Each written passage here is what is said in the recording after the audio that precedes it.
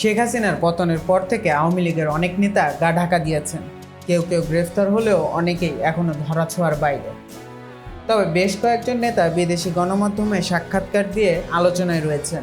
এবার গণমাধ্যমে আওয়ামী লীগের প্রেসিডিয়াম সদস্য জাহাঙ্গীর কবির নানক অভিযোগ করেছেন, দেশি বিদেশি ষড়যন্ত্রের ফলেই শেখ হাসিনার সরকার পতিত হয়েছে। কিন্তু প্রশ্ন থেকে যায়, কোথায় আছেন নানক? ছাত্র আন্দোলনের সময় আওয়ামী লীগের পাট ও বস্ত্রমন্ত্রী জাহাঙ্গীর কবির নানকের ওপর ছাত্রদের সঙ্গে আলোচনার দায়িত্ব ছিল, কিন্তু সরকার পতনের পর গা ঢাকা দেন তিনি। তবে নানক একটি বিবৃতি পাঠিয়ে বলেছেন, গত 5 আগস্ট সুপরিকল্পিত দেশি বিদেশি ষড়যন্ত্রের মাধ্যমে অবৈধ উপায়ে শেখ হাসিনার নেতৃত্বাধীন সরকারকে উৎখাত করা হয়েছে।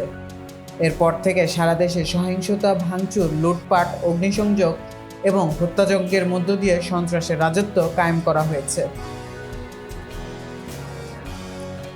নানকের বিবৃতিতে উল্লেখ করা হয়, থানাগুলোতে হামলা, পুলিশের ওপর আক্রমণ এবং আইনশৃঙ্খলা বাহিনীর মনোবল ভেঙে দেওয়ার চেষ্টা করা হয়েছে।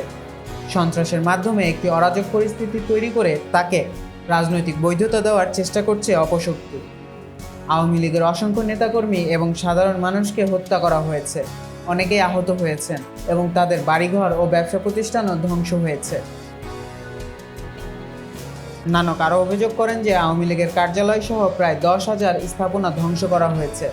বিশেষ করে ধানমন্ডির 32 নম্বরের ঐতিহাসিক বঙ্গবন্ধুর বাসভবন পুড়িয়ে দেওয়া হয়েছে। এটি বঙ্গবন্ধুর শেষ স্মৃতি মুছে ফেলার চেষ্টা বলে মনে করেন তিনি। এর পাশাপাশি বাংলাদেশের ঐতিহ্য ও স্বাধীনতার প্রতীক হিসেবে মুজিবনগর, জয়নুল আবেদিনের ভাস্কর্য সহ বিভিন্ন স্মৃতিচিহ্ন ধ্বংস করা হয়েছে। নানক বলেন, এগুলো আমাদের জাতীয় ঐতিহ্য ও স্বাধীনতার চেতনায় আঘাত। আওয়ামী লীগ এসব কর্মকাণ্ডের তীব্র নিন্দা জানিয়ে বলেছে, আমরা জাতির পিতা বঙ্গবন্ধু শেখ মুজিবুর রহমানের স্মৃতি এবং দেশের স্বাধীনতার চেতনাকে রক্ষা করতে প্রতিজ্ঞাবদ্ধ। নানকের মতে, বাংলাদেশকে সন্ত্রাসের কবল থেকে মুক্ত করতে সবাইকে ঐক্যবদ্ধ হতে হবে। নানকের বিবৃতির পর আলোচনার কেন্দ্রবিন্দুতে রয়েছে একটি প্রশ্ন, কোথায় আছেন তিনি?